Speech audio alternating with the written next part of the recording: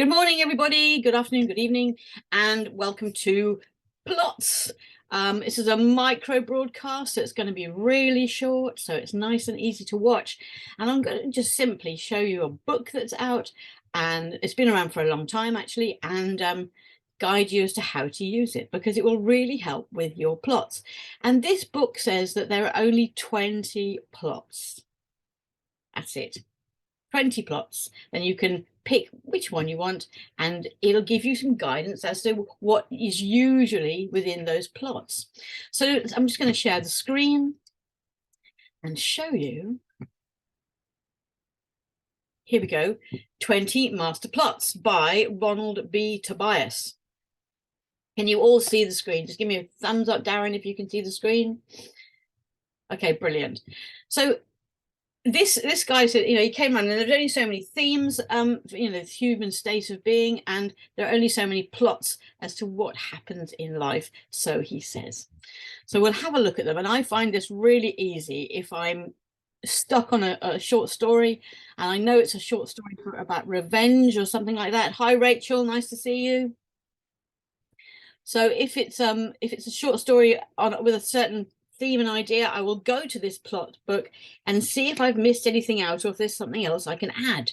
So it's really handy, it's really useful. So I'm going to reveal the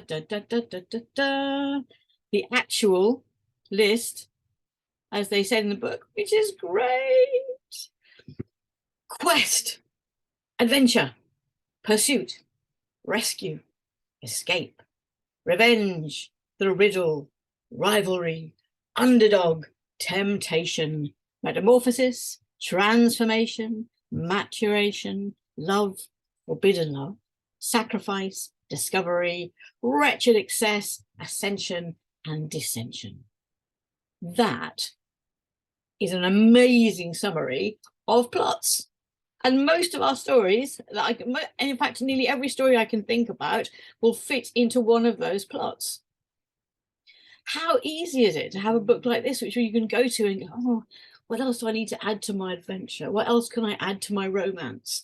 And if you're getting a little bit stuck on the plot, this book is great, because what it does is it gives you a series of ideas to put within that plot. And these ideas are taken from, obviously, lots of other books and lots of other stories. So it kind of gives you like a summary of what is usual for this genre, this plot, sorry. So let's have a look at the first one, which I love, Quest, the hero's journey. Whoops, let's go down a bit. So this, I'm only going to give you the book and the title and stuff. I'm not going to actually let you have the PDFs of this book, because I think you should go out and buy it. But I'm going to show you just the first one, what kind of stuff is in there, so you can take that back with you in your brain. So as it says, a quest should be about searching for a person, place, or thing. Nice and easy. It says develop a close parallel between your protagonist's intent and motivation and the object it's trying to find.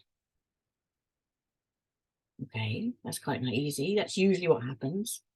Your plot should move around a lot, visiting many people and places, but don't just move your character around as the wind blows.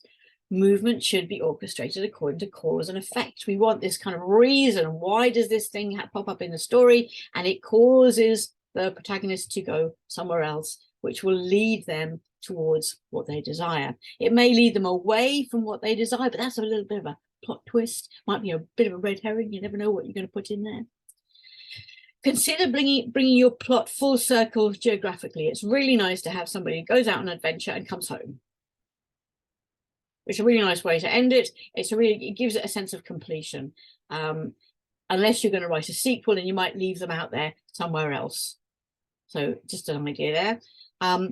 Make your character different at the end of the story than they were at the beginning. They need to have learned something. They may need to have resolved something. They need to have changed somehow. Grown in their personality, in their psyche, learned new stuff.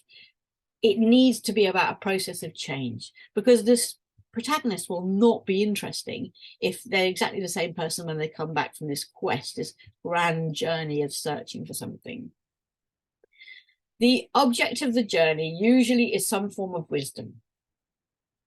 Because if you're just going for the grail, that's fine. But once they've got the grail, what's going to happen now? It needs to have something else attached to it.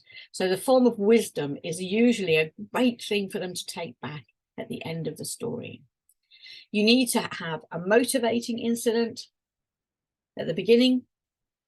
So that's in your first act. And you don't just launch into your quest. You've got to have a reason for it to happen. You've got to have a little bit of background usually, and something that will kickstart the story. If you don't have a kickstart and you jump straight into the story, it's not actually going to work the same way for a short story. Now, for a flash fiction, of course, we know that to jump into the action for a flash fiction is a really great thing to do. But a short story generally needs something a little bit fuller. So let's have a look at the last few points on this. Your hero should have at least one traveling companion. We need someone to bounce off against. We need someone to compare against.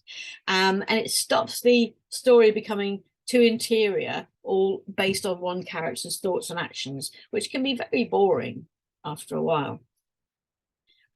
Characters, I like to include either a helpful character or a really naughty character who gets them into trouble. So but you really, to have someone who's helpful is always good, because you can get them to provide solutions and answers that the protagonist can't get. Your last act should include the revelation, which is either giving up the search, finding what they wanted and taking it home, along with this extra wisdom, this extra knowledge that they've had. And it's really useful if the character goes out on a quest for one thing and finds something different, something more important. And that could be the wisdom, but it could be, an item or intellect, a skill, but they find something different at the end. So it kind of takes away that expectation of, what's going to happen at the end. So you've got this extra twist, if you like, that comes in. Now, all of these points are great. And they are literally, what was it? 10 points, I think it was, to do with quest. The book is full of all of these kinds of things. So about 10 to 12 points on each of these plot lines. So it's a really good investment to buy. It's very old. You can get it on, I think you can get it on ebook, but it's a fantastic book and it will help you with your plots. So today's micro broadcast is nearly finished. So all I'm going to do is remind you of the name of the book, which is coming up here. Here we go. 20 Master Plots and How to Build Them. 20 Master Plots and How to Build Them by Ronald B. Tobias. It's a fantastic, fantastic little book. And I often will just double check, have I got everything I need? And is there anything else I can add to this story? Or sometimes I look at it and I will change the idea a tiny bit, but it gives me that stepping stone to make the changes, to make my story a little bit more interesting, and to give it a bit more depth and a few more layers. Okay, there are lots more things you can do within each plot, I know that, but these points are really good stepping stones for you to begin your amazing short story that you're going to write, or your amazing long story, your novel. Who knows what's going to come out. So that's it.